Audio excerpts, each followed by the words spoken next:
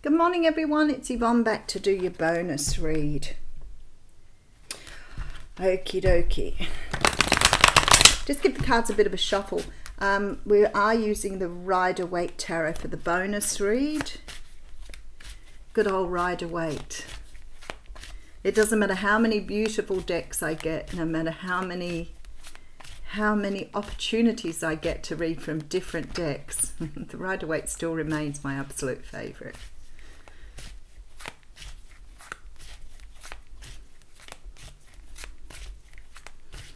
Yeah, thank you so much for the beautiful comments you make on the page too. There was a couple yesterday that really did touch me very deeply. I feel sometimes, I always say I'm humbled by the journey, and the reason I'm humbled is because I guess when I do these readings, I don't really know how many people they're going to resonate with.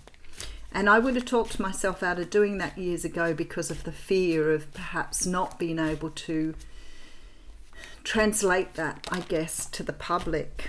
Ace of Pentacles coming through here. And I realize now that, you know, at the end of the day, I'm not always going to get it right, and I'm not always going to be able to do things perfectly. And because of the type of upbringing I had, I guess I was always trying to be the most perfect version of myself, and it's been a big lesson for me to learn that it's okay not to be completely and utterly perfect. And that's been a challenge for me along the way, and I talk to people during coaching about perfection over responsibility, and having this sort of idea that you've got to save everyone and save everything that happens because it's your responsibility.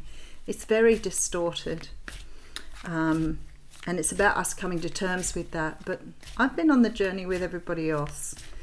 I don't ever think in any way, shape or form that an awakening is like a one-off event. Chariot. Because I feel like sometimes when people think that an awakening is a one-off event and that's it, you're not going to get any more, then you are seriously misguided. Because it's a lifetime thing. You may have an initial awakening, you may have a bit of a bolt, a bit of an epiphany, a bit of a realization that there's something more, but then everything just builds from there. So I can tell you, every time I feel like I get into a space where I am, you know, sort of past another point, there comes the next lesson. And I have to then work out, what do I need to learn from this one? So I know now that perfection is just an illusion, and there I get the card of illusion. Thanks, Spirit. That we live in an illusion. We do. We live in this idea. King of Cups coming out here as well. So I don't know who's dealing with some sort of King of Cups here that's possibly a Cancer that has seen through some sort of illusion, because that's what the cards are saying here. So you may be dealing with that person. All right, let's get into your reading. That was really funny. Let me just give them another shuffle. Usually Spirit gives me a really clean break, and it broke into about 5 pieces there. There we go. Thank you. All right, so we have the 5 of Pentacles coming out. Now the 5 of Pentacles is a card that talks about feeling left out in the cold. I gotta say, this card actually gives me a tiny little bit of trauma, because I always think I just don't like the cold very much at all. And I've been cold to the point where I felt like my bones were going to break. So when I see this card and I feel like you're going to be trapped out in the cold, I'll be the first one into that church, I can tell you now. The light's on, I'm going. But there's sort of this feeling here that you've been left out in the cold by someone. And that's not a nice feeling, and it's all about the fear of abandonment, this card. It's like realizing that you have been pushed aside by somebody, and you've been left somewhere which feels very, very uncomfortable for you here. So, you know, often this is sort of an indication that you needed to heal in this area. All right, so the Empress is coming through. What I want to say to you is I feel like it's like you've eaten this up. It's like somebody's given you some sort of reason to feel like you've been shoved aside. But there's this energy of, being able to take that in your stride and make yourself the best person you can from that experience. And this is what healing is. It's being able to say, yeah, that was really uncomfortable for me. I'm not, you know, I'm grieving, I'm sad, I'm unhappy. But then you learn to transform yourself into something pretty incredible from that experience. So when we talk about divine masculine, divine feminine, especially with the Empress coming through here, this is about completing some sort of healing cycle that you needed to heal. So I feel like many of you are coming up in the Empress energy. This doesn't mean you can't be a male and be in this energy. The feminine energy is very much about the intuition, the loving, the nurturing, the softer side of a person. And we all need to be equally masculine, feminine. We all need to be in balance. We all need to be body, mind, soul in balance. And when the Empress comes up, that says to me that a lot of you have made or learned or healed from some sort of situation here, which may have had you feeling less than. Okay, so the Five of Swords, it talks about moving away from something. Sometimes it's seen as selfishness, and I'm not a great believer in the whole idea of selfishness, because it tends to sort of roll over into areas where we need to be a little bit more self-focused, and people feel guilty then because they're told it's selfish. There are times when we have to put ourselves first, most of the time. At the end of the day, you are here on the planet for yourself, not for other people. So there comes a time where you have to walk away and go through your own healing here to become the best possible version of yourself. So some of you have come away from some sort of situation. Interesting, very interesting. We have a reversal. You've come away from some sort of situation here that's left you feeling out in the cold, but you've done the best you could with it and you've worked really hard. But there's some sort of cycle here you're resisting ending with the Ten of Wands in the reverse. So the Ten of Wands upright talks about closing something out, closing something down, moving on to the next cycle after learning all of these lessons. When it's in the reverse, there's some resistance here to let go of something. Oh, tiny little epiphany moment right there. There is something you need to let go of here and stand into your truth. Okay. Oh, very nice. All right. There's a resistance here. Now, I want to say to you very often when you're in this energy here, if you're an empath, there is often this energy or this need to put other people before yourself. That's codependency. Some people get that mixed up with dependency, and it's not the same thing. When you're dependent on someone, you're not necessarily putting them above yourself, but when you're codependent, you put yourself in the energy of always wanting to do things for others because you feel they're more important. Very different energy. So there is some feeling here that you have been doing that, and it's a lesson that you need to complete here. And you're resisting the end of a cycle. You may be resisting leaving a job because you feel that if you leave the job, you're going to let them down, or, you know, after all you've put in, don't ever think that. Your job will have you replaced in 5 minutes. There is a feeling here that perhaps you're in a relationship where you feel like if you move away, you're hurting someone else, or you have a responsibility to someone else. If you're unhappy, you need to think about yourself and go. But there is very much this energy of codependency here. I really need to do a good session on that, I feel, with the coaching. It might be my next place to go. There you go, see? This feeling of hurting others at your own expense. This feeling of being unable to make a decision here to speak up for yourself because you feel that you're going to hurt other people. Just ask yourself, is that just a normal way to behave where you're putting other people's needs above your own? Because once you get to that realization, it's pretty shocking. It's pretty shocking because nobody does that with you.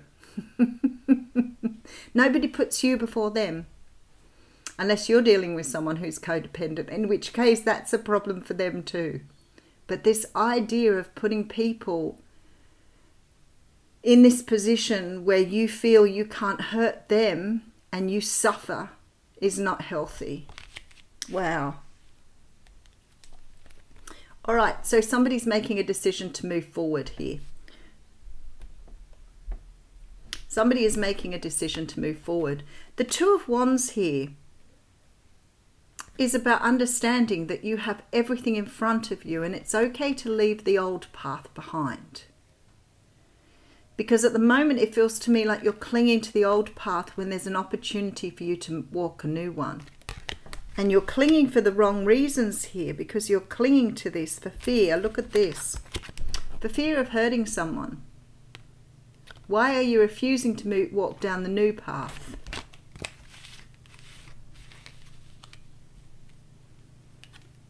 All the signs are there. Living in an illusion. Who made this illusion up for you? Who taught you to put other people's needs before your own? Think about it. Because if someone's taught you that, it's because that benefited them.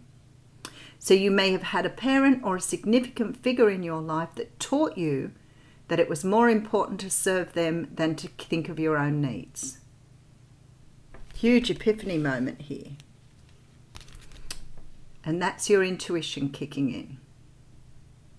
So I reckon there's people out there at the moment are going, oh my goodness, I get it now. I get that now. This is the divine bringing a message through your intuition. And there's change because of that with the Eight of Wands. Some sort of change coming through because you're moving away from something after seriously understanding a lesson you have here. Oh, and there's the Tower. There's the epiphany. It's funny because I do a lot of readings. I do a lot of personal readings and I do a lot of readings. And every now and again, one reading, and I'm sure other tarot card readers will say the same. Sometimes you get just in the middle of a reading, you go, wow, this was for me too. This was for me too. There is a Tower moment coming. There is a realization here where you know something has to be done differently to what you've always done because you need to put the burden down. Spirit is trying to teach you, because we have a lot of cards around delusion, around intuition, self-understanding, self-focus, pain and heartbreak. Somebody's coming in to help you forward with this. You're getting some sort of offer, information. Something is happening here to help you move forward. Maybe you've got stuck in a cycle too, because look, you're standing independent, self-sufficient and ready to move forward here with the Nine of Pentacles. So it's like you've had this change. Look how the yellow is shining out on this card. It's all yellow. Solar plexus energy. This is your intuition here, right here. The blue represents the throat chakra. So there is some sort of speaking out you need to do for yourself to free yourself and put yourself in this new energy.